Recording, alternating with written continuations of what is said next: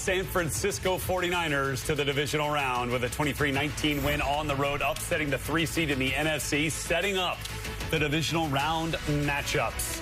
It'll be round 3 for the Niners now, going to visit the Seattle Seahawks. It'll be the second time in 3 weeks after they closed the regular season against each other. And then the Rams are now headed to Chicago to play the Chicago Bears. And 1 game left to play here on this Sunday evening of Wild Card Weekend. It has been a blast. Welcome, everybody. This is NFL Game Day highlights from our NFL Network newsroom in Los Angeles. I am Rhett Lewis. We got 1 game left tonight, 1 game left on Monday, and if today's games and Saturday's games are any indication, we are in for some more drama. Great to be with you. Great to welcome my friend Mark Ross back here with us. Mark, all these games are going down to the wire, and I think just the initial thought here, at least from my vantage point, Mark, is this has been an incredible coaching job. I mean, the Niners lose another key player, George Kittle, early in this game and still find ways to win. No doubt. All season long with all the injuries, Brock Purdy hurt, Mac Jones in there.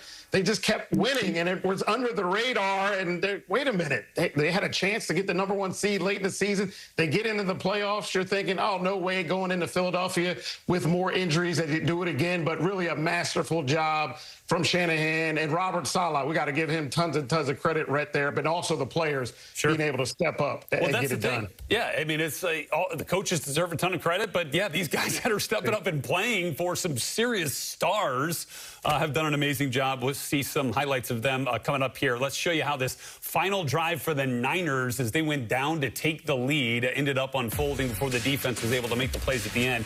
I mean, Brock Purdy, despite the 2 interceptions here, I mean, found ways to get Demarcus Robinson the ball, Juwan Jennings the ball. There was Robinson, and then, finding Christian McCaffrey in clutch moments is a nice thing to rely on, Mark. No doubt. And it's, McCaffrey's going to get the ball. They're going to scheme him up to get the ball, and you still can't do anything about it. And we saw that on the last drive, and particularly with the touchdown catch of, okay, let's focus on McCaffrey and stop him. Like, nope, we got something better. We got a better play design for you. Getting man coverage right there. That is stealing for Purdy and McCaffrey. Oh, man. Yeah, just essentially like the Texas route, right? Right there at the end, McCaffrey on Nakobe Dean. McCaffrey on anybody one-on-one in that scenario is a virtual mismatch. He gets the go-ahead touchdown, 23-19. I was actually surprised, Mark, they didn't go for 2. Obviously, it didn't end up mattering there. They ended up kicking the extra point and missing it.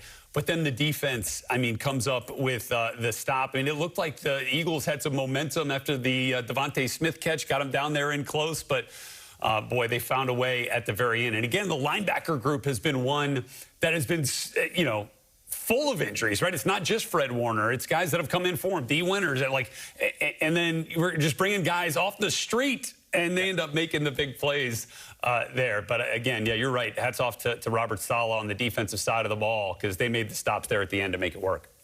Yeah, no doubt. And with the 49ers, as you mentioned, this wasn't average starters that they've been losing, right? I mean, these are the best players at their position in the NFL. Yeah. And then as you're like, hey, just come up off the street and come play and play hard, play physical, do the right thing, and they got it done. On the flip side, we talked about the 49ers players making plays.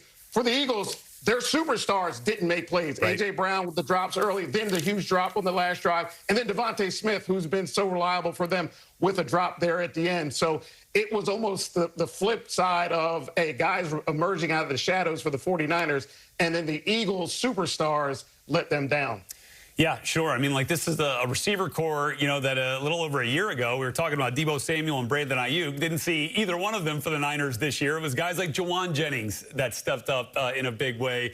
He had a 45-yard catch today, but most importantly, had a touchdown throw in this game to Christian McCaffrey, and our Mike Garafolo caught up with the QB/wideout today, Juwan Jennings. All right, Juwan, how long was that play in the playbook?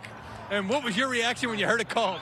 We just put that in not too long ago, a couple weeks ago, and I was ready. I was ready, excited, and just to see Christian, pop up open there late, I just gave him a chance, and I didn't even see the ball, man, but great hands by 2-3, man. Great hands. That's your second one. You guys connected in the Super Bowl a couple years ago.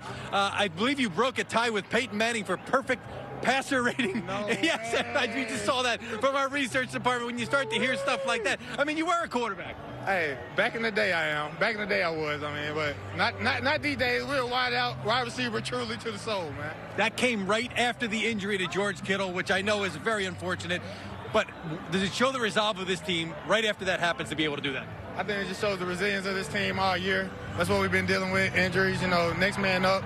And this team, I think we just live by that. We live by that. Do you know who you're playing next week?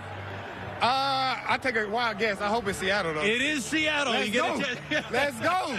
Let's go. I can't wait. That's who we wanted. On to the divisional round. Go celebrate this one. Man, appreciate y'all, man. Y'all have a good one. Juwan Jennings, the only non-quarterback with multiple passing touchdowns in a playoff career in the Super Bowl era. Incredible. Yeah, he talked about, Mark, I was a quarterback back then. He wasn't just a quarterback. He was the number 5 quarterback in the country coming out of high school, was signed by Tennessee, although eventually made that switch. So, yeah, he's got a little bit of that in his background. But when you have, as he mentioned, great hands by 2-3, Christian McCaffrey right there available. I mean, he catches the last 2 touchdown passes. Obviously, always a threat on the ground, although they had some struggles getting the ground game going against this really good Eagles front, and rightly so. But, I mean, Christian McCaffrey's value to this team is almost hard to explain. Yeah, it really is. I mean, MVP type level of play for McCaffrey, and it. That's the thing, Red. It's not like a quarterback who controls the game. McCaffrey, they're going to scheme him open and get him the ball out of the backfield and as a receiver, and defenses still cannot do anything about it. Just Shanahan is that far ahead of, okay, we know how you're going to take him out, but we've got something to counter that. And, I mean, that is just an unbelievable catch right there. But, the 49ers, we've been saying it all year long. They go as McCaffrey goes, and they're still going because he came up with monumental plays once again. Yeah, you get over 100 total yards, and that's really where it becomes so difficult to deal with them. Looking at the most consecutive games now with a scrimmage touchdown in playoff history. So 8 consecutive games now with a touchdown from scrimmage for Christian McCaffrey. One more, he will tie Thurman Thomas for the longest streak in playoff history. So again, just like going back to, Wallow and Kendricks combine for 21 tackles in this game from the linebacker spot. How many people that were watching this game, Mark, said, Wallow? Who? I know Eric Kendricks, but, was he still playing? I mean, that again, that just tells you how crazy it is. And look, they did get big-time play from Malik Mustafa, Diamador Lenore, Upton Stout, guys who you had recognized a little bit. But, again, guys, we say all the time, right, next man up, but for the Niners, it's been next man stars, which is pretty incredible. No doubt. And it's so hard.